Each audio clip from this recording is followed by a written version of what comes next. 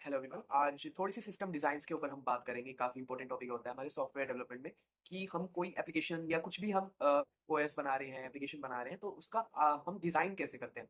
तो सबसे पहले तो सिस्टम डिज़ाइन की हमें ज़रूरत क्या पड़ती है? सिस्टम डिज़ाइन एक बेहतर तरीका हम कह सकते हैं कि हम अपने सॉफ्टवेयर को एक रिलायबल और एफिशिएंट वे से उसे बना सकें। सपोज़ करो एक आर्किटेक्ट होता है, आर्किटेक्ट एक घर बनाने से पहले उसका ब्लूप्रिंट तैयार करता है कि उसमें कमरे कितने हैं, कि कौन-सा कमरा कितना बड़ा होगा, कितना छोटा होगा, कौन-सा कमरा कितना एरिया ऑक्यूपाई करेगा, उस कमरे का क्या काम रहेगा, वो असाइन कर मतलब जो असाइन उस जगह के लिए काम है, उसके हिसाब से वो सब कुछ बनाता है ब्लूप्रिंट। वैसे ही अगर कोई आप सॉफ्टवेयर बना रहे हो, लार्ज स्केल सॉफ्टवेयर बना रहे हो, तो उसका स्ट्रक्चर डिफाइन करना ही सिस्टम डिज़ाइन है। कैसे? वो हम आगे पढ़ेंगे, काफ़ी इसके तरीके होते हैं। एक और एग्ज़ाम्पल अगर हम लें, तो आप कोई ग्रोसरी शॉप चला रहे हो, तो उसमें आप सारा काम मैनुअल भी कर सकते हो। लेकिन इसके अलावा अगर आप कोई ऑनलाइन ग्रोसरी डिलीवरी सिस्टम बना दो like Blinkit, big basket type, तो आपको इंश्योर करना होगा कि वो जो सिस्टम आप बना रहे हो, वो हज़ारों लोगों का आपके यूज़र्स जो हैं, उनके ऑर्डर्स का उनकी ट्रांज़ैक्शंस का प्रॉपर हैंडल वहाँ पे उस सिस्टम में हो, उस एप्लीकेशन में हो। तो ये आप हैंडल किस तरीके से करते हो? इसी हैंडल करने के तरीके को हम सिस्टम डिज़ाइन का नाम दे देते हैं। सिस्टम डिज़ाइन के थोड़े की फैक्टर्स होते हैं कि इन पॉइंट्स को ध्यान रखते हुए हम सिस्टम डिज़ाइन करते हैं। सबसे पहला होता है स्केलेबिलिटी कि आपकी एप्लीकेशन इन फ्यूचर कितना ग्रो कर सकती है, कितना वो यूज़र हैंडल कर सकती है, कितना डेटा हैंडल कर सकती है। सेकंड होता है रिलायबिलिटी। रिलायबिलिटी वही कि एरर्स आने पे या कुछ फेलियर आने पे कैसे आपका सिस्टम उसको अपने आप ऑटोमैटिकली हैंडल कर सकता है या आप उसे हैंडल कर सकते हो एफिशिएंट वे से।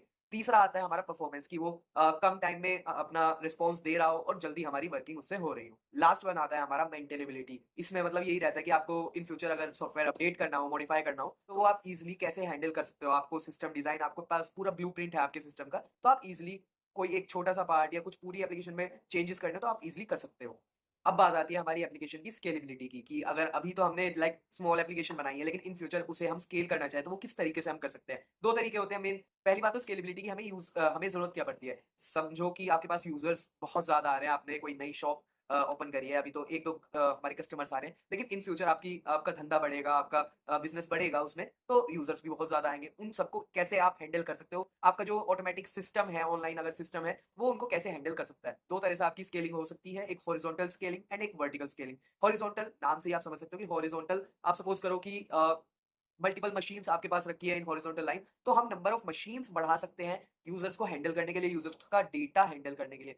दूसरा तरीका होता है हमारा वर्टिकल स्केलिंग। वर्टिकल स्केलिंग में हम एक ही मशीन को उसमें लाइक स्टोरेज बढ़ा सकते हो, उसमें रैम बढ़ा सकते हो, उसका प्रोसेसर और अच्छे से अच्छा ला सकते हो। लाइक वर्टिकल स्केलिंग को अगर एक लाइन में बताऊं तो सर्वर या सिस्टम की कैपेसिटी बढ़ा के उसे ज्यादा से ज्यादा पावरफुल बनाना एक ही सिस्टम को। इसका मतलब हम कह सकते हैं बेटर सीपीयू, मोर रैम या फिर फास्टर स्टोरेज। एग्जाम्पल के लिए अगर आपका एक रेस्टोरेंट है, उसमें आपके पास 4 या 5 शेफ्स हैं और आपके पास यूज़र्स बढ़ने लगे, आपके कस्टमर्स बढ़ने लगे। तो एक तो तरीका है आपके पास कि आप उन्हें उन शेफ्स के अलावा कोई एक्सपीरियंस्ड शेफ्स रख सकते हो और उन्हें एक अच्छे-अच्छे टूल्स दे सकते हो, जो एफिशिएंट उन्हें काम करने में हेल्प करे। ये हो गई आपकी वर्टिकल स्केलिंग। हॉरिजॉन्टल स्केलिंग करना चाहे तो हम नए शेफ्स हायर कर सकते हैं, पुराने वाले को रखने के साथ। तो हमारे पास नंबर ऑफ शेफ्स बढ़ जाएँगे, वर्कलोड डिस्ट्रीब्यूट हो जाएगा सब में। वर्टिकल स्केलिंग की एडवांटेज ये रहती है कि सारा कुछ एक ही सिस्टम पे है, तो सब कुछ मतलब इतना कॉम्प्लेक्स नहीं होता, बहुत सिंपलर इसका सिस्टम डिज़ाइन होता है और फास्टर परफॉर्मेंस होती है क्योंकि हमारी कैपेसिटी बहुत ज़्यादा है, हम अच्छा सिस्टम यूज़ कर रहे हैं, वर्टिकल ही इसे स्केल कर रहे हैं। डिसएडवांटेजेस में ये आ जाती है कि सिंगल पॉइंट ऑफ फेलियर इसमें आ जाता है। अगर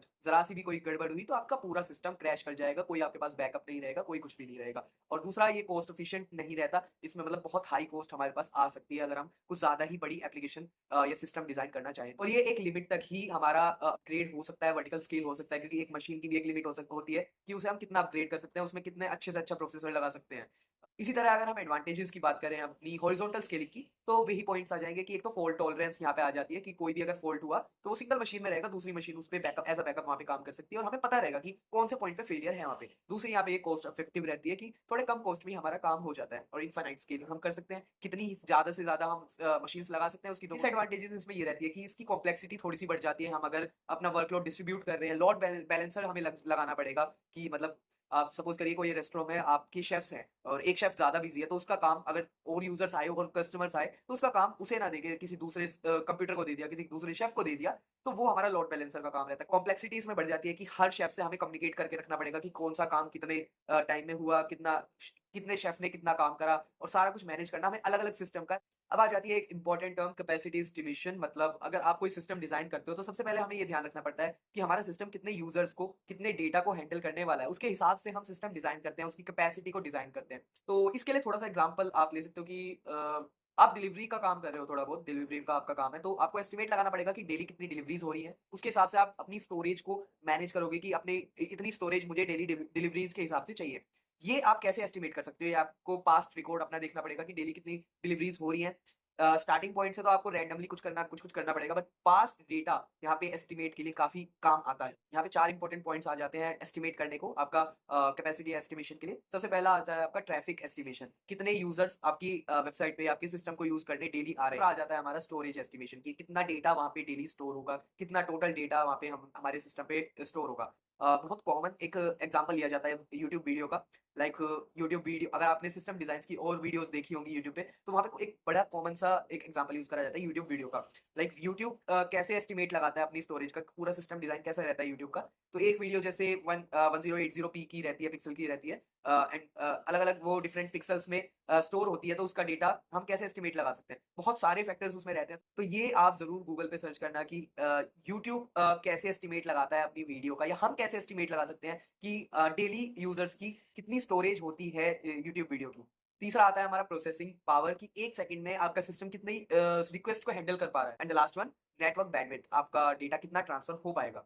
एग्ज़ाम्पल के लिए ले सकते हो आपकी आपके सर्वर पे, आपके सिस्टम पे, आपकी वेबसाइट पे 1 मिलियन रिक्वेस्ट आ रही है पर डे और एक रिक्वेस्ट आप मान सकते हो कि 1 केबी की है लेट्स सपोज़, तो आपका कितना डेटा रोज़ ट्रांसफर होगा per day 1 GB per day normal calculation से आप ये निकाल सकते हो और कितना डेटा वहाँ पे स्टोर होगा, ये काफ़ी चीज़ों पे डिपेंड करता है कि आपके प्लेटफ़ॉर्म पे वीडियोज़ का प्लेटफ़ॉर्म है, वो फ़ोटोज़ का प्लेटफ़ॉर्म है, डॉक्यूमेंट्स का है, उनके डॉक्यूमेंट्स के वीडियोज़ के साइज़ पे वो डिपेंड करेगा उनकी क्वालिटी पे डिपेंड करेगा एंड आपके पास आपके सिस्टम का बैकअप वगैरह है या नहीं है, उस पे डिपेंड करेगा। तीसरी चीज़ आप कह सकते हो कि आपके सर्वर्स की कॉपीज़ बनी पड़ी है लाइक एक सर्वर आपका अमेरिका में है, एक इंडिया में है, एक अलग कहीं जगह पे क्योंकि एक लाइक यूट्यूब एंड गूगल के काफ़ी ज़्यादा सर्वर्स रहते हैं और हर सर्वर पे कॉपीज़ उन्हें रखनी पड़ती है उनके डेटा की।